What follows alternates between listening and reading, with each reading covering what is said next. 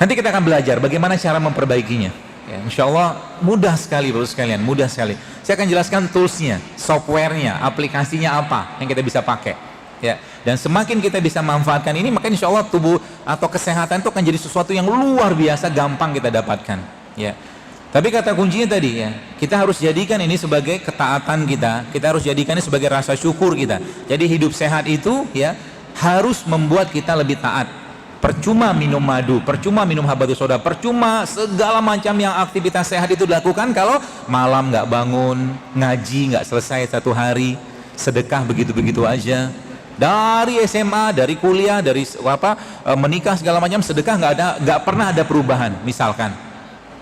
Ya, apalagi kadang-kadang kencelengan lewat, 2000 tuh nggak perlu tutup-tutupin lah, masukin aja lah. 100.000 oke lah tutup, kalau 2000 nggak perlu tutup lah. Semua juga orang kayak begitu 2000 ya. Itu nanti saya jelaskan. Ya, jadi kembalilah kepada Allah ya, kembalilah kepada Allah. Kalau lagi sakit, yang dikerjakan pertama kali bukan ke dokter, bukan ke rumah sakit, kecuali emergensi sih ya. Bukan ke herbalis, bukan ke pembekam, tapi sholatlah dulu 2 rakaat, minta petunjuk kepada Allah. Itu dulu yang pertama kali dikerjakan. Kenapa? Apa susahnya Allah menyembuhkan kita Bapak sekalian? Begitu mudah Allah menyembuhkan. Cuman seringnya manusia lupa sama Dia. Mobil Toyota kalau dibuat pasti ada spare part, pasti ada onderdilnya. Maka kita juga sama. Kalau kita manusia ya, ada onderdilnya, ada suku cadangnya, ada aplikasinya. Maka manusia itu dikasih Allah aplikasinya. Aplikasi untuk hidup sehat, untuk menjalankan peran dia sebagai Abdullah dan Khalifah. Ya. Aplikasi pertama apa?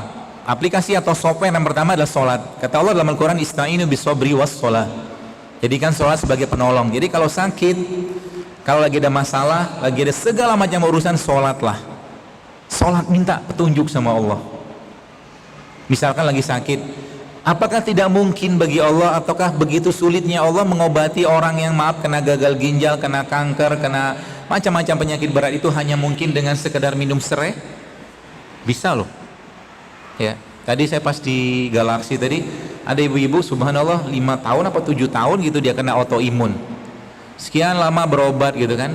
Dia mulai ikutin postingan-postingan saya tadi datang, dan itu waktu autoimun dia terkena itu subhanallah ya nggak bisa hamil, tadi datang sudah hamil, dan itu butuh waktu nggak lama, dan nggak cerita, tapi mungkin dia less than 3 months lah, kurang 3 bulan mungkin sudah banyak perubahan di badannya. Kenapa? Karena dia kembali ke produk ciptaannya Allah ya, produk ciptaannya Allah. Tools yang pertama adalah sholat ya, tools yang pertama adalah sholat. Sholat apa? Semua jenis sholat, sholat wajib mau udah jelas.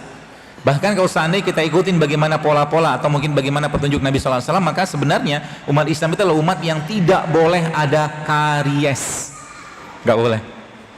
Umat Islam itu adalah umat yang tidak boleh ada plak gigi. Kok bisa? Baik. Apa kata Rasulullah SAW? Nabi bilang gini, kalau tidak memberatkan umatku, maka aku akan wajibkan mereka setiap habis berwudu mereka bersiwak. Oke? Kalau sholat wajib saja 5 kali, maka sudah 5 kali kita sholat. Ada hadis lagi kelanjutannya. Kalau tidak memberatkan umatku, maka setiap mau sholat mereka aku akan wajibkan untuk bersiwak. Sudah 10 loh.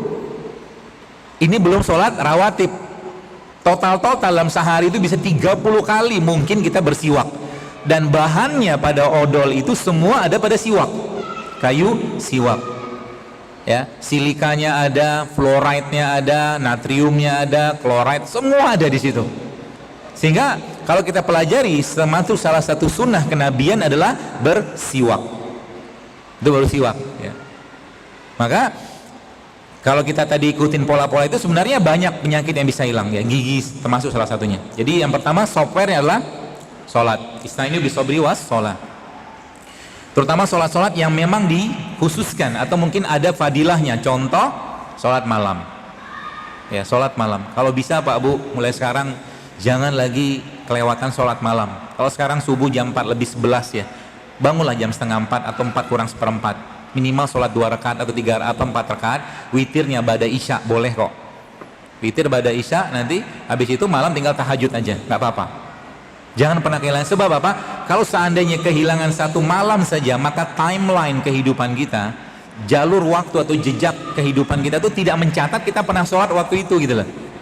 Sayang kan? Ya, maka jangan pernah. Jadi kalau urusannya kebaikan, maka menangislah kita kalau terlewat di situ.